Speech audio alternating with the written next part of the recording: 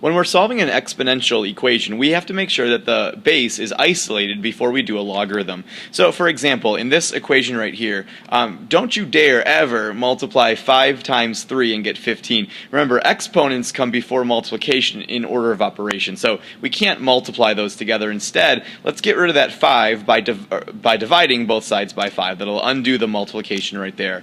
That will leave me with just 3 to the x, so now my base is isolated, equal to 50, and from here I can do what I typically do when I solve an exponential equation. To get rid of a base of 3, let's do the log base 3 of both sides. Okay, so when I do that, log base 3 of 3 are inverses. They'll cancel out, leaving behind just an x.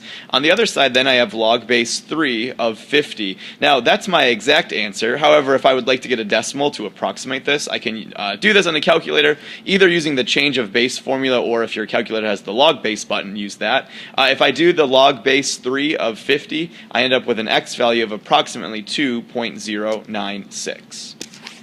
Alright, example 2. Let's go ahead and again start by isolating the base. So before I do a logarithm, make sure that nothing is on that side except the base.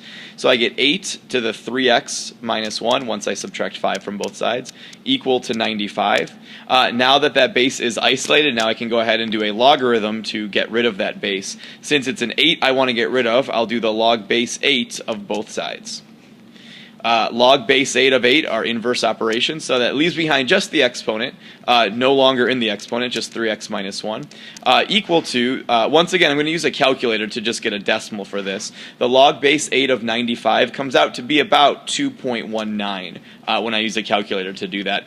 From here, I'll just solve this linear equation. I'll add 1 to both sides, so 3x would be equal to about 3.19. I've rounded off a little bit there. And then divide both sides by 3. I get an approximate answer of 1.063 for x.